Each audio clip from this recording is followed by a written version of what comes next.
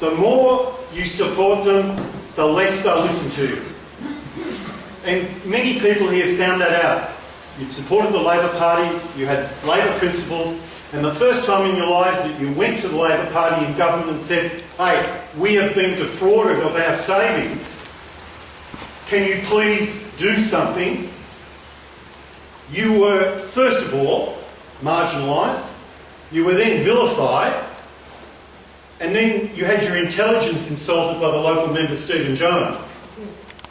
And Bill Short ran the most disgraceful campaign against a group of victims of a financial fraud I have ever seen in my life, where the agenda of big superannuation was the agenda that he ran, where a financial advisor was politically victimised, where people who stood up against them and said, hey, this is not right, we got victimised.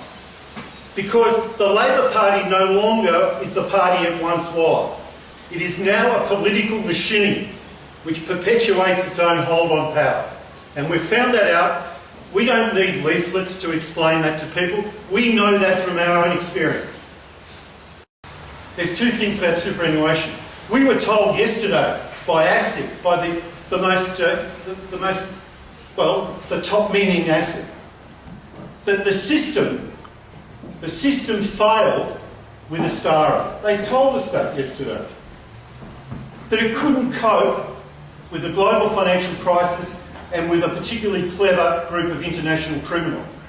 A staggering admission from the regulators ASIC. They told us. It failed. The minister never once used that expression, that it failed. What the minister said continually was, you failed. Because the agenda was big superannuation. Because there'd been a flood of people putting their investments in self-managed funds who were in industry funds. $400 billion went into self-managed funds, quickly.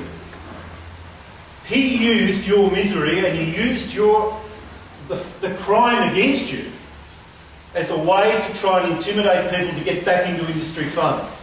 Because he said, you're swimming outside the flags. A party that had any semblance of concern for its constituency would not have tolerated that. Did you want to, is there something else you want to do? Just about ASIC, can we just mention? We had a delegation from VOFF go to ASIC, and sorry about that. And it was David and Andrew and John and Des, yeah. And I suppose we went in there on the basis that ASIC wanted to speak to us. Can you believe it? Wanted to speak to VOFF. So went along, and there was Greg Medcraft, the head of ASIC, who'd attacked me in the media. And then there was Chris Savundra, who'd called me a liar at the DAPTO meeting. He was there. And then we had John Price, the Commissioner. And it was a meeting, really, of equals. Amazing, isn't it? And they made that extraordinary admission. They didn't admit that they were negligent, which was our position.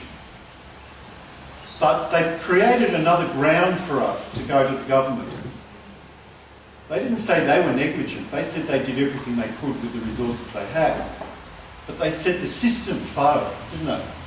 And they said it couldn't cope with this new kind of international, transnational crime. And Greg Medcraft told us that the system is really based on self-reporting and gatekeepers. And Flata, they don't have enough evidence on him at the moment to bring him before a court, but they're still investigating and so on and so forth. We have the basis now to go back to any government, whether it be Liberal or Labor, after September the 7th, and say, hey, there's a serious admission from ASIC that this great protective system around the Australian financial system that's supposed to protect people's savings, and by the way, what you lost wasn't just savings, it wasn't just money. There's a special status attached to what you lost. It's called the your future when you're elderly and when you're sick, and it deserves special protection. But we've been told by the top regulators in Australia that it didn't work. When it was placed under the greatest pressure and under the greatest stress, it failed. They're not saying they failed, and we understand why. We know why. They want to protect their jobs and their positions under a new government. But they are saying the structure and the system failed. We have the basis to go back to the government and say that there is no basis on which you can now possibly reject a claim for just compensation. So I would think coming out of that meeting it was positive in the sense, and by the way, they've agreed to something else which we probably threw in there at the end, which was a liaison committee between ASIC and VOFF. Can you believe it? They agreed to it. Greg Metcalfe said, yeah, we'll agree to that. That's reasonable, that's good. You'll have a liaison committee. So we're at the table. We weren't there to get their approval or to get their appreciation. We were there to do a job for you. But it's a step, and it's a step forward. And I do believe that after this election, let's be honest about this. If Labor gets elected, it's another tough fight against them. They're a corrupt party. They're in the pocket of big superannuation and the big banks. Simple as that. And if people think that that's a rash statement, after this election is over, you have a look and see where they get their donations from. Secondly, the Liberal Party, Matthias Cormann has given us a commitment that they will look at the issue of compensation and that he is willing and interested to establish a special investigator into what happened.